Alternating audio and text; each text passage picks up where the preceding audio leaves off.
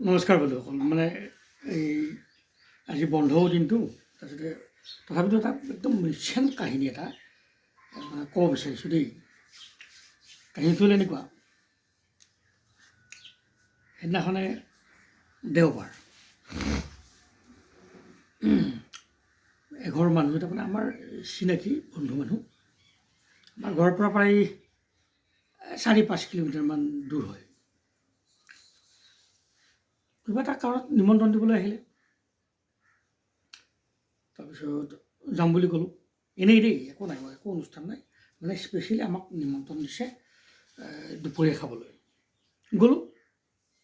গ'লোঁ মানে তাৰ আগৰ কাহিনীখিনি আকৌ এওঁ মেকআপ চেকআপ কৰিছে, মেকআপ মানে কিবা ক্ৰীম চিম ঘঁহিছে, এইবিলাক কাপোৰ কানি, এনেই লেডিজ মানুহ অকণ দেৰি হয় না, ধাই এইফালে ৰাতিপুৱাৰ পৰা মই ভাত খোৱা নাই, তাতে গৈ খাম।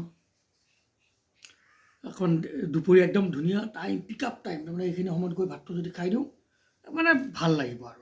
আনদিনাখন ৰাতিপুৱা মানে সোনকালে খাই যাওঁ, 8:30, 9টামান 9:30 বজাত খাই গুচি যাওঁ অফিচ।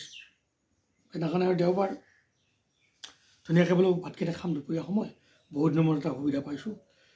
তাৰপিছতে আকৌ কৈছে কি ঔটেঙা শ'ল মাছৰ জোল বনাইছোঁ, আৰু মাছ তাছ ভাজিছে, মাংস দুবিধ বনাইছে, এওঁ নোখোৱা মাংস এটাও বনাইছে। মোক মানে মই ভাবিছোঁ কি দুপৰীয়া যাম, এওঁৰ ভাগৰ বাতিটোও মাৰি দিম, এনেকৈ বুলি ধুনীয়াকৈ ওলাই মেলি লৈ গাড়ী চাড়ী উলিয়াই মেলি একদম চব তলা চলা মাৰি গুচি গৈছোঁ। আৰু গৈ তেওঁলোকৰ ঘৰ পালোঁ, পাই মেলি চাহ তাহ দিলে, খালোঁ মেলিলোঁ, খাই মেলি অকণমান সময় লেকচাৰ টেকচাৰ মাৰি সেইফালে মানে ৰান্ধনীয়ে কৈছে ভাত হৈছেই।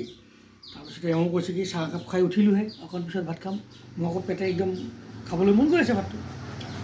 এনেকৈ গৈ মোটামুটি হ'লগৈ আৰু প্ৰায় 1:30মান বাজিছে, আৰু প্ৰায় 2টা বজা নাই, 1:30 বাজি গৈছে।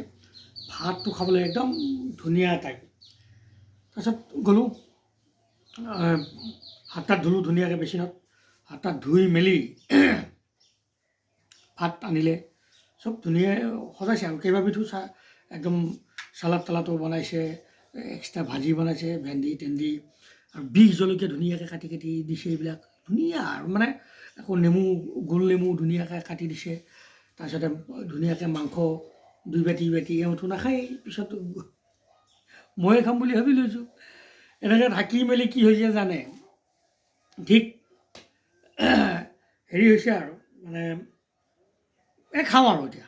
তাৰপিছত মালিকটো সেইফালে বহিছে, তেওঁ কৈছে দিয়ক তেতিয়াহ'লে আমি আৰম্ভ কৰোঁ আৰু দিয়ক বুলি কৈ আৰম্ভ কৰিবলৈ ঠিক ধৰিছোঁহে, আৰে তেতিয়াহেনো মোবাইলটো মানে ক'ৰ পৰা ক্ৰিংকৈ এটা শব্দ হৈ গ'ল নহয়, সাৰ পাই গ'লোঁ।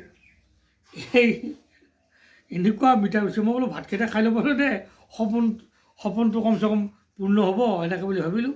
চালা কি সময়ত এই মোবাইলবিলাকৰ বৰ বিৰক্তিকৰ মোবাইল, মানে ইমান ধুনীয়াকৈ সাজি কাচি গ'লোঁ, গৈ মেলি ভাতটো ধুনীয়াকৈ খাম বুলি ৰেডি হৈ ল'লোঁ, মোবাইলটো বাজিল নহয়। সেইকাৰণে মোবাইলটো ভাল আৰু বেয়া, ৰাতি পাৰিলে এইটো বন্ধ কৰি থোৱাই ভাল, সপোনবিলাক ভালকৈ দেখিব নে কি কয়। আজি তাকে এইবাৰৰ পৰা যদি এনেকৈ ৰাতি হ'লে মোবাইলটো বন্ধ কৰি থ'ম, ভাল ভাল সপোনবিলাক দেখিব পাৰিম। ঠিক আছে বন্ধুসকল, অকণমান এনেই ধেমালি কৰিলোঁ দেই।